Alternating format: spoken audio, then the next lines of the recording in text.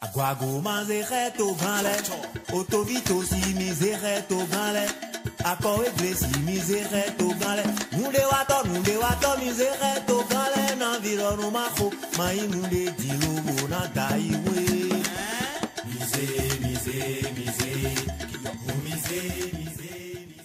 La plateforme des acteurs de la société civile au Bénin passive à travers le projet Benkadi a rassemblé autour d'une formation qui se tient du 19 au 23 septembre 2022 à l'hôtel Bellagio de Grand Popo, les cadres techniques des ministères, préfectures et communes pour les outiller sur la gouvernance participative et les enjeux de l'ABE, l'approche basée sur les écosystèmes. L'objectif de cette rencontre est de contribuer à un meilleur pilotage des processus d'identification, d'élaboration, de mise en œuvre et d'évaluation des stratégies et politiques de lutte contre les effets des changements climatiques, respectant les principes de gouvernance participative au niveau central, départemental et communal dans le secteur agricole, dans le secteur de cadre de vie, dans le secteur des ressources en eau et le secteur de la décentralisation. Le Dr Péji Torin-Laure, experte en développement des capacités du projet Benkadi, nous donne ici plus de détails sur les motivations de cette rencontre de Grand Popo. En les réunissant ici, nous attendons des participants qu'ils comprennent l'importance de la gouvernance participative dans la gestion des écosystèmes, mais également dans la gestion du processus de planification des politiques, stratégies, projets et programmes de développement. Et qu'au-delà d'une simple compréhension, qu'ils s'approprient cette gouvernance et que désormais qu'ils travaillent dans tous les processus à mettre en place cette gouvernance participative-là, donc à impliquer toutes les couches de la population dans l'élaboration des politiques, des stratégies, des projets et programmes de développement. Parce qu'il faudra que ce soit ces populations-là qui disent réellement ce dont ils ont besoin et les aident à apporter les solutions qui sont les mieux adaptées à leur contexte, à leur situation. Le docteur Aurélien Atinegla, président de la PASSIB et formateur, nous évoque les 3 temps forts qui meubleront les 5 jours de formation de Grand Popo. Les 5 jours d'atelier que nous organisons à Grand Popo en ce moment comportent essentiellement 3 grands volets. Le premier volet porte sur la thématique de la gouvernance participative. Vous savez, au Bénin, à la faveur de la démocratie, il y a pas mal d'instruments et de cadres institutionnels qui sont créés pour favoriser la participation de toutes les parties prenantes. Malheureusement, on ne s'en sert pas assez et dans le cadre de ce programme Benkadi, nous avons estimé que c'est l'occasion pour renforcer les capacités des cadres techniques, des ministères sectoriels eau, agriculture, élevage, environnement et même décentralisation, donc, et les cadres des collectivités territoriales décentralisées, de manière à ce que la gouvernance participative en tant que concept puisse être maîtrisée, de manière à ce que les outils auxquels la gouvernance participative fait référence, que tous ceux-là puissent s'approprier ces outils de manière à les utiliser, notamment dans le cadre du processus de formulation du PDC 4e génération. Au niveau national également, les politiques sectorielles à des occasions de revue pourront également profiter des acquis liés à cet atelier pour mettre vraiment un accent particulier sur le mode de gouvernance participative sans lequel on ne peut jamais aller de l'avant et obtenir les résultats souhaités. Le deuxième élément clé de ce module de formation, c'est toutes les questions liées à l'adaptation basée sur les écosystèmes comme approche de mise en œuvre des actions du Benkadi dans le domaine de la lutte contre les effets néfastes des changements climatiques. Et là, il y a également un certain nombre d'outils. Ce n'est pas simplement de la théorie, mais c'est de la pratique.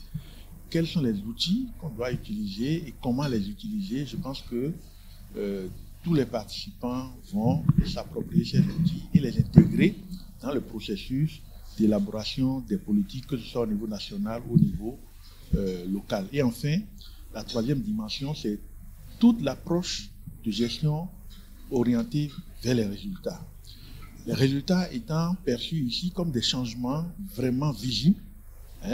Le projet Benkadi veut changer les comportements des personnes vulnérables, des organisations de la société civile et des structures étatiques qui ont pour mandat d'élaborer, de mettre en œuvre, de suivre, d'évaluer les politiques. Donc, globalement, voilà les 3 temps forts qui composent le menu de cet atelier qui durera 5 jours. La rencontre vise la capitalisation des bonnes pratiques de la gestion participative déjà en mode au ministère de l'Agriculture, laquelle sera répercutée dans d'autres ministères sectoriels et structures déconcentrées et décentralisées. C'est pour ce faire que le secrétaire permanent de la passive comme la NS Pedro a dit sa satisfaction pour l'intérêt que les différents acteurs des structures invitées ont accordé à cette formation qui participe au développement des populations à la base. Aujourd'hui, lorsqu'on prend le secteur agricole, on sent que ce dialogue est véritablement horizontal. On ne peut rien faire au niveau du secteur agricole aujourd'hui sans les acteurs clés. Et donc, c'est la même chose, on capitalise des bonnes pratiques.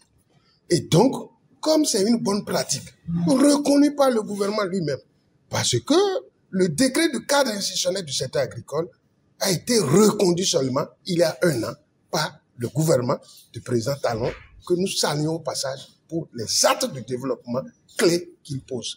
Et donc ensuite, les législateurs ont compris que ça c'est une très bonne chose, ça c'est un très bon outil, et ça a été capitalisé dans la loi d'orientation de la sécurité alimentaire et nutritionnelle WASAN.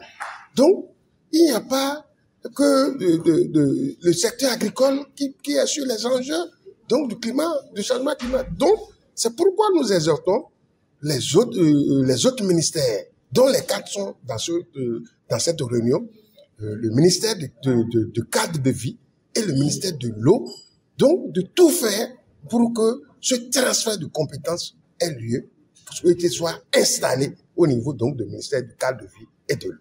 Quelles sont les attentes des participants à cette formation? Nous avons tendu notre micro au secrétaire général de la préfecture de Lomé, Jean-Baptiste Akpamagbo, et à la directrice départementale Monokufo du ministère cadre de vie, Madame Bernadette Arwangbe Fanou, pour leurs attentes. L'atelier ce matin sera pour nous d'une grande importance pour que les communes d'intervention de ce projet puissent être outillées pour l'élaboration de leurs plans communaux pour la prise en compte des aspects relatifs au changement climatique et l'adaptation au risque de catastrophe. Alors, il sera question que les différentes communications auxquelles nous aurons droit puissent vraiment aborder l'essentiel pour permettre aux participants de capter les intrants nécessaires pour étoffer ces plans de développement de nos communes, pour vraiment sortir les populations qui sont souvent soumises et exposées à ces intempéries, de mieux se tirer pour le développement de nos communes. Oui, mes attentes, c'est la prise en compte des préoccupations des communautés à la base, en matière de gestion des risques catastrophes liés aux inondations et à la maîtrise de l'eau. Mes attentes, c'est de travailler en synergie avec tous les parties prenantes qui sont présentes ici, c'est-à-dire la communauté représentée par les secrétaires exécutifs, le gouvernement représenté par les 3 ministères sectoriels, l'eau, cadre de vie et agriculture. Donc, travailler en synergie pour quand même agir sur l'adaptation en matière de résilience face aux phénomènes de changement climatique, surtout la maîtrise, la gestion des inondations et la gestion de l'eau. Pour le secrétaire général de la préfecture du Mono, Arnaud Segla Agon, cet atelier vient à point nommé dans la mesure où il donnera les armes nécessaires à tous les acteurs impliqués dans le processus de la décentralisation, d'œuvrer pour l'élaboration des PDC qui prennent en compte les enjeux de l'ABE. Nous sommes à l'ère de la décentralisation et qui parle de décentralisation parle de l'élaboration des documents de planification locale, en l'occurrence le plan de développement communal qui devrait normalement être sensible au changement climatique.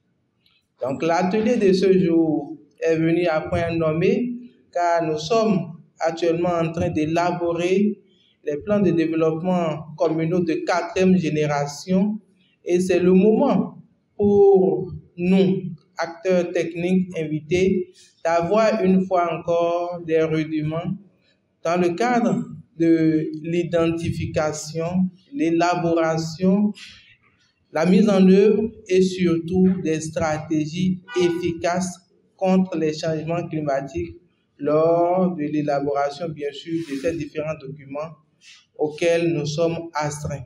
Il faut noter qu'à l'issue de cette rencontre, les participants de cette formation de Campopo partiront avec un plan d'action prioritaire à notifier le président de la PACIB. Oui, l'appel c'est clair et ça va être concrétisé au terme de l'atelier.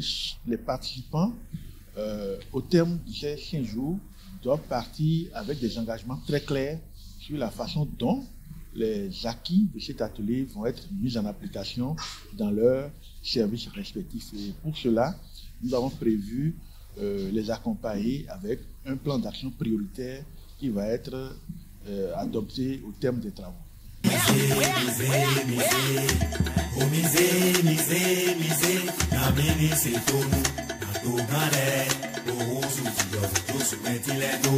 Planter un arbre, c'est sauvegarder la vie. Une multitude d'or. Planter un arbre, c'est sauvegarder la vie.